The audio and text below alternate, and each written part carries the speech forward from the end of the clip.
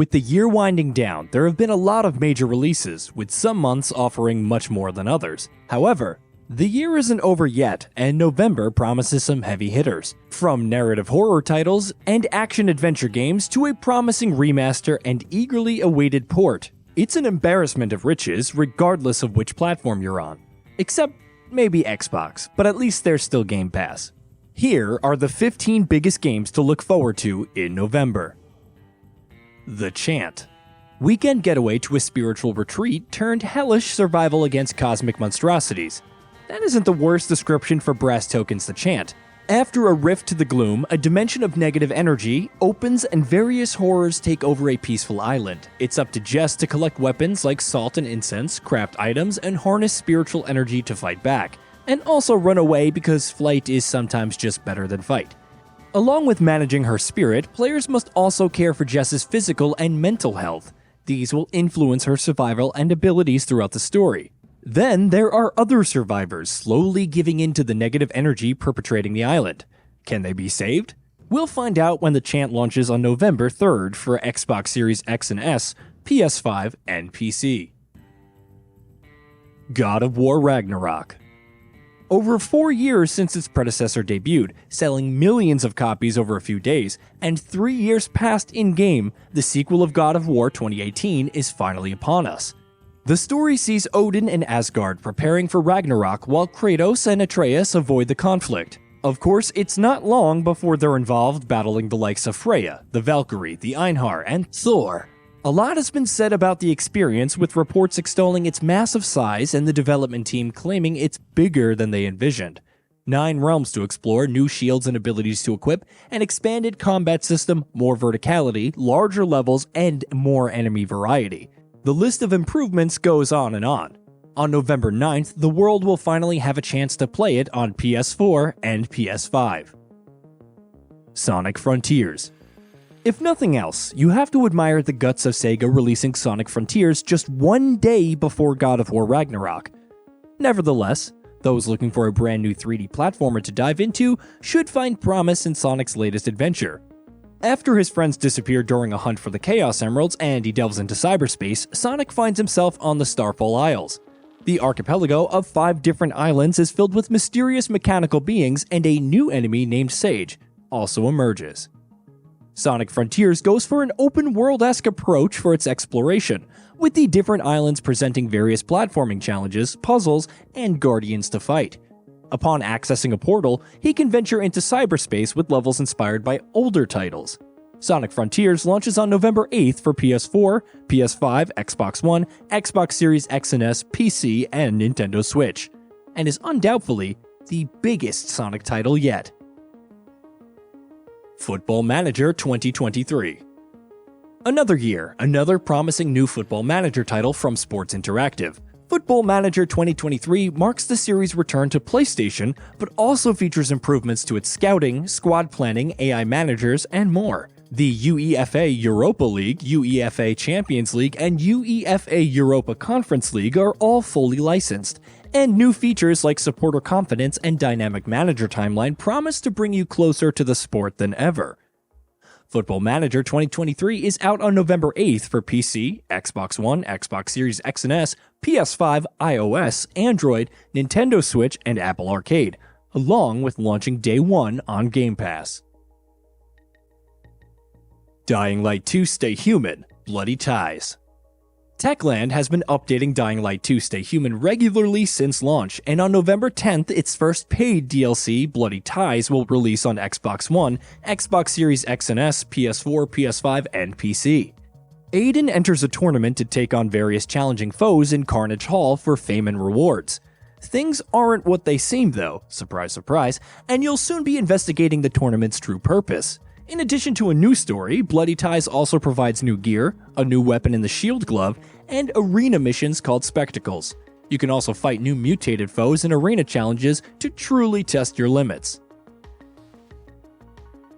Pokemon Scarlet and Violet. Yes, it's another Pokemon game on the Nintendo Switch for the 4th year in a row. Nevertheless, Pokemon Scarlet and Violet look genuinely interesting. Instead of a regional approach like Pokemon Legends Arceus, Paldea is a seamless open world. As a student of Naranja or Uva Academy, the player participates in a treasure hunt with the freedom to go just about anywhere. All the tropes of a Pokemon title are here: an enthusiastic rival, Nimona, Professor Seda, and Turo, and even new legendary Pokemon like Coryodon and Miriodon that serve as mounts when exploring the region. In terms of story, players can choose from 3 different routes: Path of Legends to locate the Herba Mystical while fighting Titan Pokemon, Victory Road to challenge 8 gym leaders and eventually the Pokemon League champion, and Starfall Street, where they must battle against Team Star.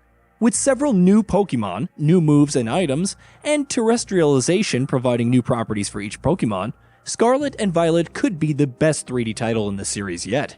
They're out on November 18th for Nintendo Switch. Evil West. Third-person shooter meets stylish beat-em-up combat in the Weird Wild West with Flying Wild Hog's Evil West. As Jesse Rentier, players must battle vampires in the American frontier. This is done in several violent ways, from firearms to a gauntlet that can electrocute enemies. Throughout the campaign, which supports co-op, you'll discover new weapons, unlock new perks and upgrades, and ultimately save the country.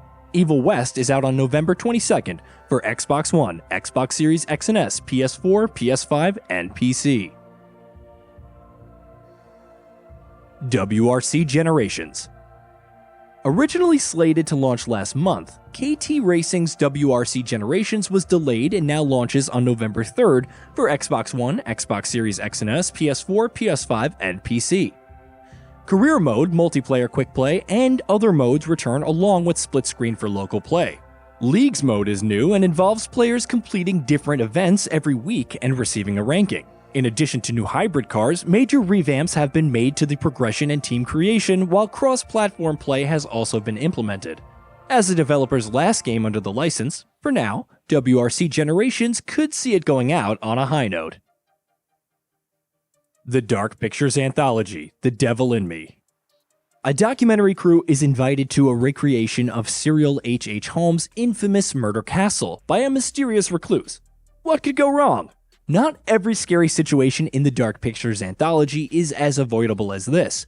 But I digress, since The Devil in Me is going for something different with its killing rooms. You'll still have to make decisions that can influence whether the central cast lives or dies. But this time, there are more movement options like running, climbing, and jumping, and inventory for managing items, puzzles that require tools, and more. This is in addition to online mode and 5-player local co-op. As the season finale, the Dark Pictures Anthology, The Devil in Me, should end things with a venerable bang when it launches on November 18th for Xbox Series X and S, Xbox One, PS4, PS5, and PC. Second Extinction.